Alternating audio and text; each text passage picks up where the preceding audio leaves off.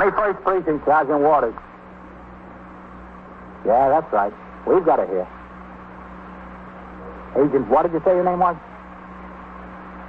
Yeah, we've got the note here, too. It was a 20. Yes, sir. Well, let me connect you with the commander. You are in the muster room at the 21st Precinct, the nerve center. A call is coming through. You will follow the action taken pursuant to that call from this minute until the final report is written in the 124 room at the 21st Precinct. All right. We'll hold the suspect here. What time will you be here? Okay. Yeah. All right. 21st Precinct. It's just lines on a map of the city of New York. Most of the 173,000 people wedged into the 9/10 of a square mile between Fifth Avenue and the East River wouldn't know if you asked them that they lived or worked in the 21st. Whether they know it or not, the security of their homes, their persons, and their property is the job of the men of the 21st Precinct. The 21st, 160 patrolmen, 11 sergeants, and 4 lieutenants, of whom I'm the boss. My name is Kennelly, Frank Kennelly. I'm captain in command of the 21st. I was working my day tour, 8 a.m. to 6 p.m. It was a quiet morning in the precinct until 11:10 when Lieutenant Gorman, the desk officer, rang into my office to inform me that the second alarm had hit on a fire on York Avenue. Before a car could come by the house to take me to the scene, the third alarm had hit. When I arrived, the fire, which was in a dry cleaning plant, was under control. The fire officer in charge told me that he had ordered the third alarm turned in as a precautionary measure because of the highly combustible material in the place and the proximity of the blaze to a public school. The fire was out at 12:10, and I returned to the station house to clean up my paperwork. At 12:35, I went out into the muster room, signed the blotter, and walked out the front door of the station house to take my meal in a restaurant on Lexington Avenue. As I turned the corner into Lexington Avenue, I saw a man in shirt sleeves holding on to the arm of a young woman. He struggled to get away as I hurried toward him. No. All right, what's the trouble here? Captain, hello.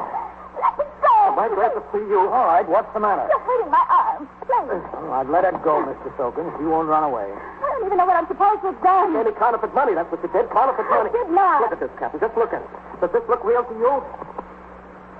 You give him that $20 bill? I don't know whether I gave him that one. I gave him a $20 bill. I went in and bought a pack of cigarettes. You bet your life you gave it to me. Where else would I have gotten it? When did this happen? Just now, Captain. Just this minute. Well, we better get inside your store and talk this over, Mr. Sokin. You're standing out here in your shirt sleeves. It's kind of cold. Yeah, it is. I'll agree with you.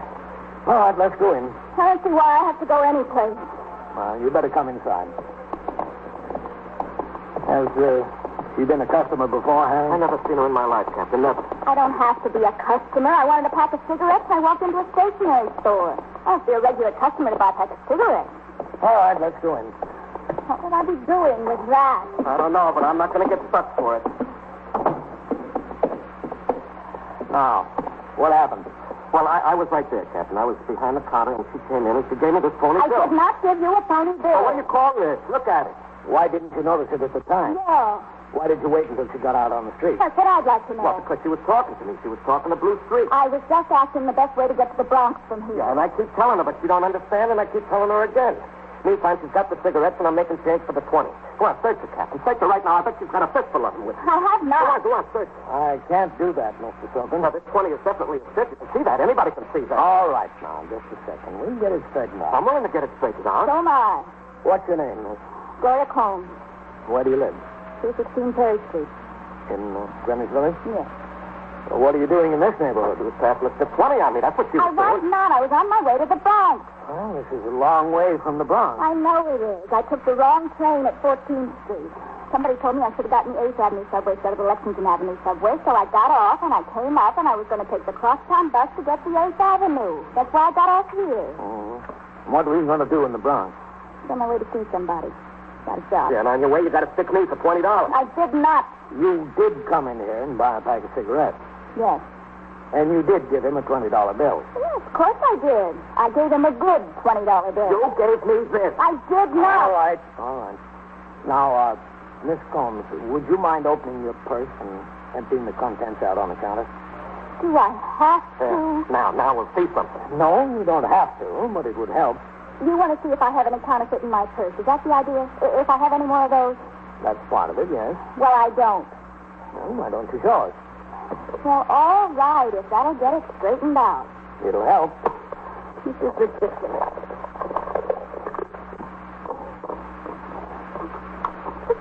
Perfectly ridiculous. There, you see, there's the change from the 20, Captain, that I gave her. But you didn't even have time to put it in the wallet. She was in such a hurry. All right. You can put those back in your bag. The lipstick and the comb. All right. And the cigarettes.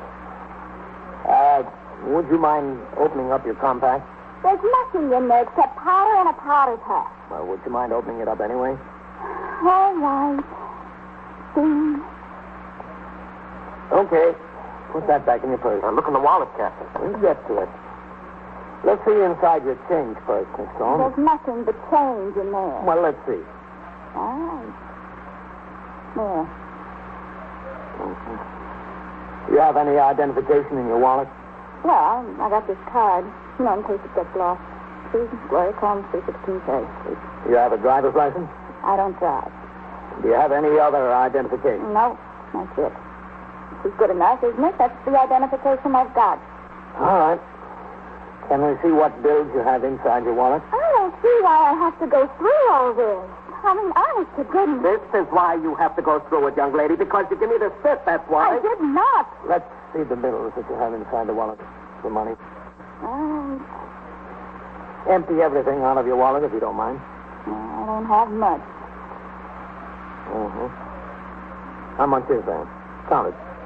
$5, $6, $7, $8, $9. Now, look, I know I didn't give him that $20 bill. I just know it. I gave him a good one, I'm sure of it. But rather than stand here and be humiliated, I'll give him the $20. I'll just give it to him.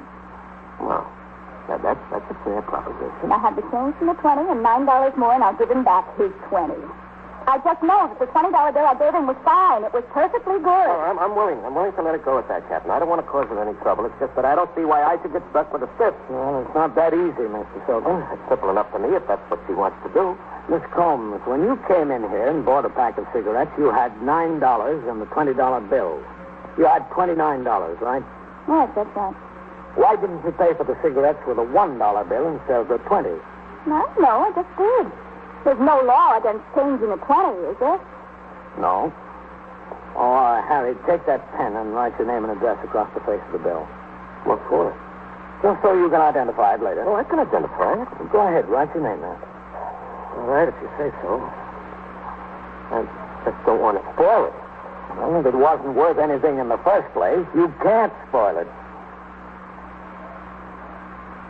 Suppression of all counterfeiting of United States notes, coins, securities, and all other obligations of the federal government is the job of the United States Secret Service, one of the several law enforcement agencies of the Treasury.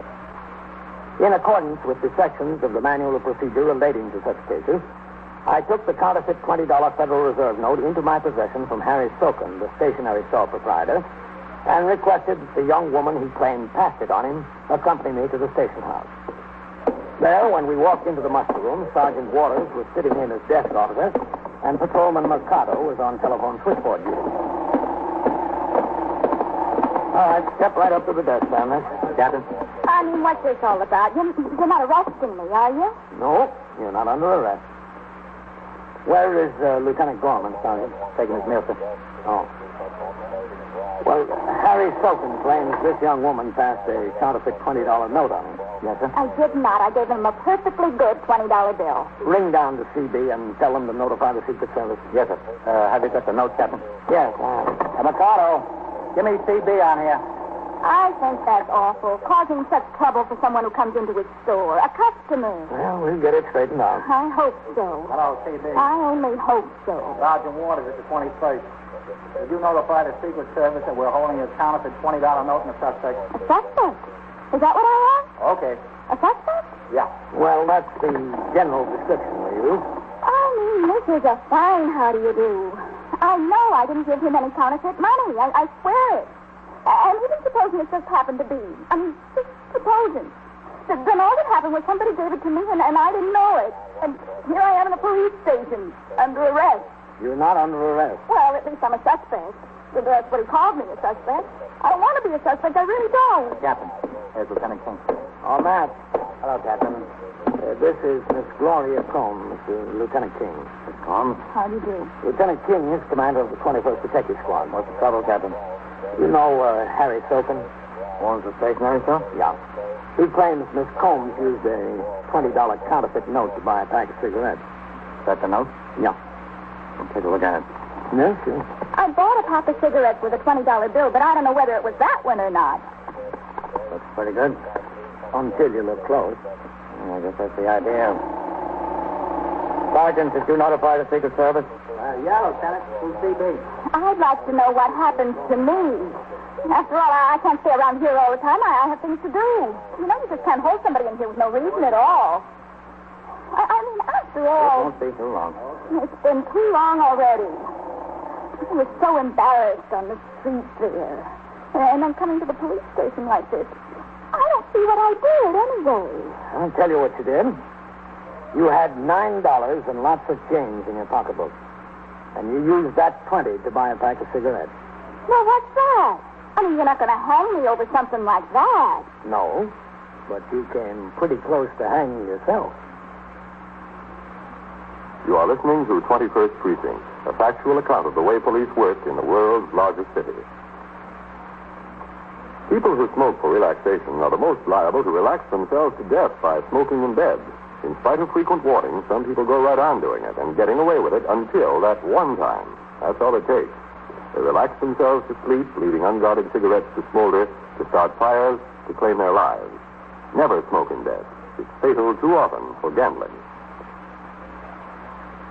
Now back to 21st Precinct and Captain Kennelly. Within 5 minutes, Sergeant Waters, acting as desk officer, received a telephone call from Agent Theodore Moss of the United States Secret Service, Treasury Department, which had been notified by the Communications Bureau. Sergeant Waters transferred the call to me, and I informed Agent Moss of exactly what had happened. He asked me to describe the counterfeit bill to him over the phone. I did.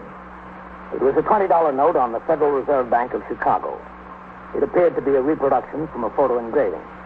I gave him the serial number, the check letter, the faceplate number, the backplate number, and the series indicia.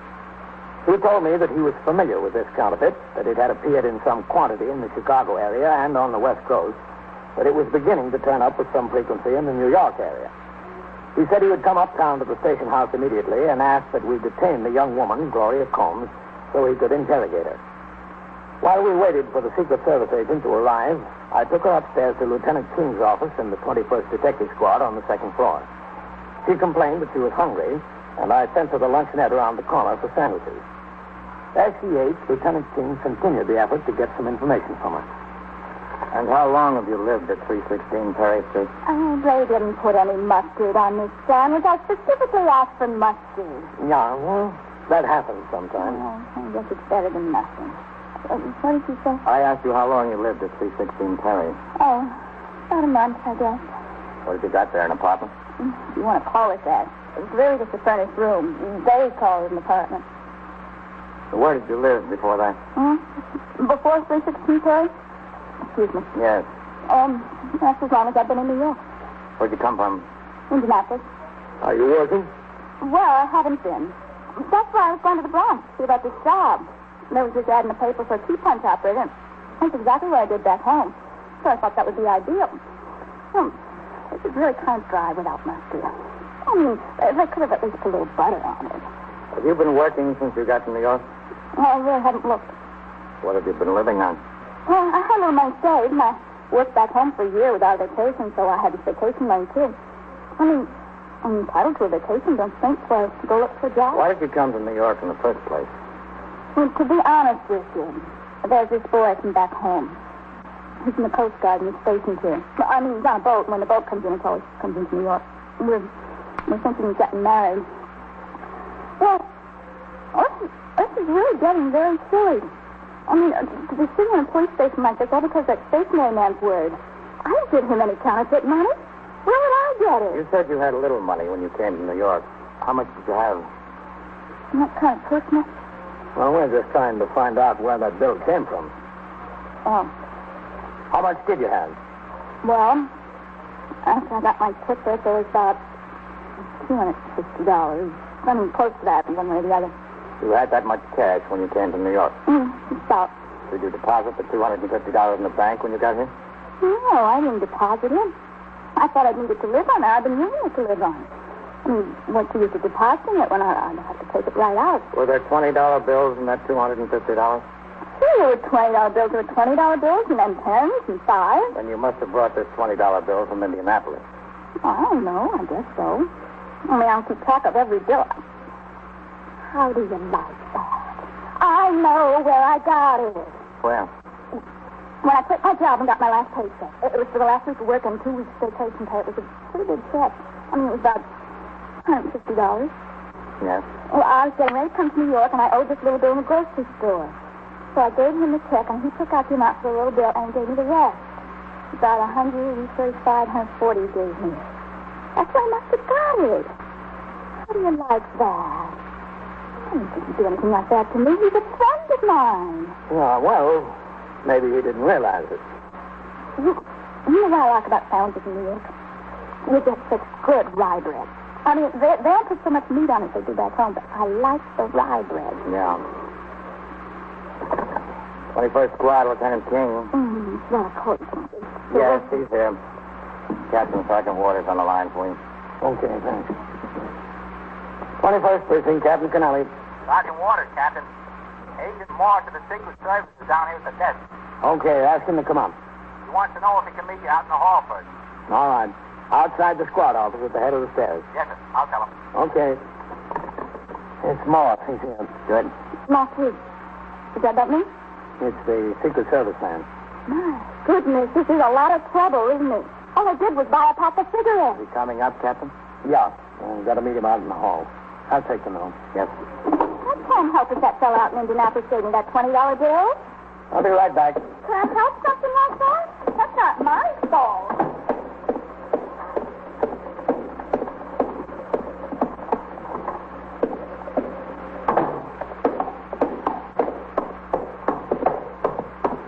Mr. Morris? Yes. You Captain Kennelly? That's right. I'm glad to know you, Captain. Thanks for helping us out. That's all right. Here's that note, he shoves. Oh, yeah. Yeah, that's the cargo stuff. What I told you about. How about the girl? What did she have to say for herself? Well, we've been talking to her. She says she brought about $250 in cash from Indianapolis a month ago. That's where she thinks she might have gotten it. She didn't have any more in it? No, wasn't any more in her pocketbook. What she had in there was just what I told you, the change from the 20 and $9 more. Of course, there's a possibility there might be some more hidden in her clothing, but we'd have to book her and get a policewoman up here to search her. You want to go in? Yes, sure, Captain. That way. Thank you. Are they keeping you fellows busy down there? Well, we've been getting busy since these 20s began to show up. Captain Kennelly. Come in. Go ahead, Miss Moore. Thank you. Lieutenant King, Mr. Theodore Moss. Moss, glad to know you, Lieutenant. And this is Miss Gloria Combs, Agent Moss of the United States Secret Service. How do you do? Gloria Combs, huh? Yes, sir. Well, that name is as phony as this $20 bill, isn't it? No. What gives you that idea? I mean, that's my name, Gloria Combs. When did you change it from Annette Sprigio? Me? Yeah, you. My name has always been Gloria Combs. I mean, I don't know what gives you the idea of something else. This does. It's fiction. Oh. And where's Phil? Did he come to New York with you? Now, look, Annette. Let's not waste any more time. You've been lying to these officers all morning. I know all about you, so let's have it straight. All right, if you want it straight. Where can I put this? It's a very good sandwich. Thank you very much. She and her husband, Miss Phil Sprigio, have been shoving this stuff from Chicago on east. You made a good pinch, Captain. It wasn't his fault. It was that stationery store man. Kept screaming. Came out on the sidewalk and grabbed me. Where's Phil? She gave an address, 316 Perry Street. Well, he's not there. You can count on that. Isn't that right, Annette? He's not there. I'll tell you how they've been working this. Her husband's got it figured down to some fine points. He gives her one counterfeit note, just one. She goes into the store, and he waits across the street. She makes a small purchase and gets change. Most of the time it works. She comes out, walks down the block. Her husband crosses over and they meet.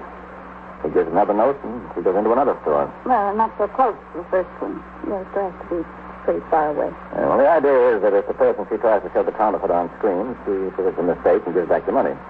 Usually they take the money back. If they ever do call the cops on them, she's got no more counterfeit on the person. She rolls those sad eyes and says she made a mistake or somebody gave her the bill or some long, sad story like that. And she winds up hitting the bricks. Didn't work this time, did it, Emmett? No. Guess it didn't. Where'd you get that name, Gloria Combs? I don't know. Just decided it was a nice name. Where are we going to find Film? I don't know. Now, look, Annette, we're not going to waste any more time with you. Where are we going to find him? I don't know. I haven't any idea. Well, see you across the street when you went into that stationery store? Yes, he's there. You think you saw the man come out of the store after you? I guess so. I mean, that's what he's supposed to be over there for, to watch and see what happened. You think he saw me? Yes, I'm sure he did. Well, where is he? I don't know. Now, look. You're in here. He's out there. You love him enough to take all this by yourself? I love him. I love him plenty. I mean, he's my husband.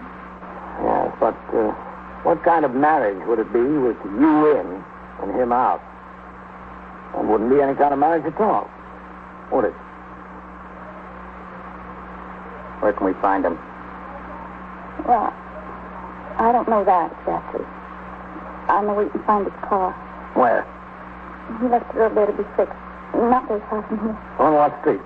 I don't know exactly what street it is. It's the next one after the street with the elevator train. 2nd Avenue? Yeah, I think so. 2nd Avenue. Where on 2nd Avenue? I don't know. I mean, not exactly. Can you show us?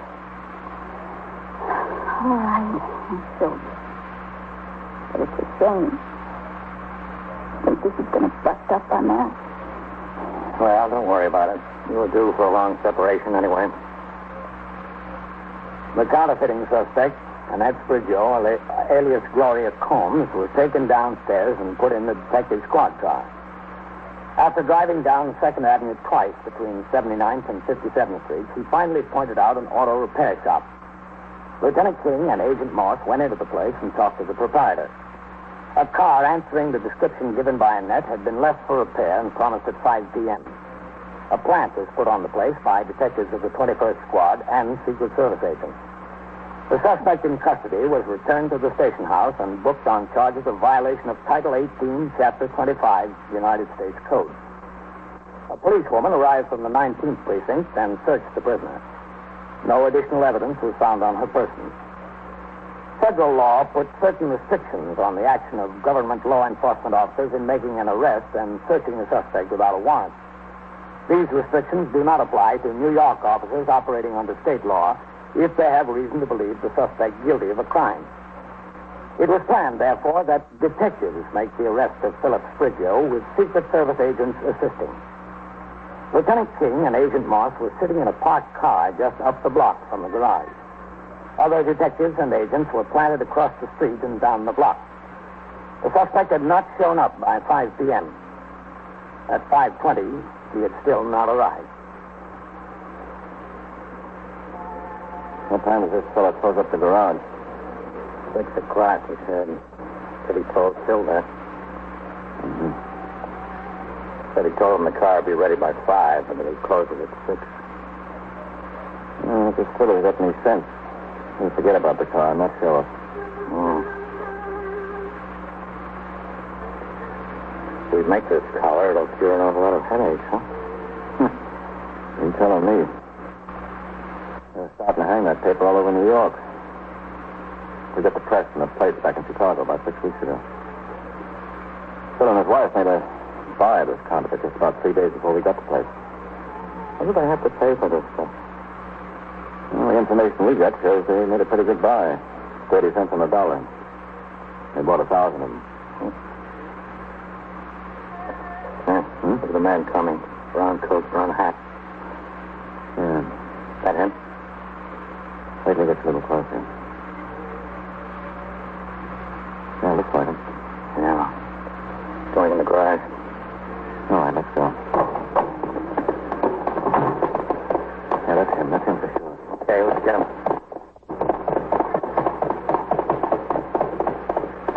Okay.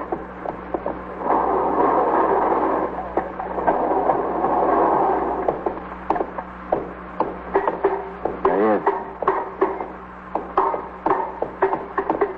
Bill, I want to talk to you. Me? Police officer, hold still. Well, listen, what's the idea? Get up against that car. Lean over there. Listen, Can you hear me? Lean up against there. All right, hold still. I want to know what this is all about. Let's find out what this is all about.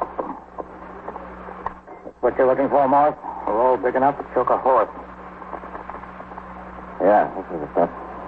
All right, straighten up. Come on, straighten up. Okay, take it easy. What did you come back for, Phil? Didn't you know she'd tell us? We'd be waiting? I don't know. You got me. I know why. He already lost a wife today. Losing his wife and his car on the same day would be just too much.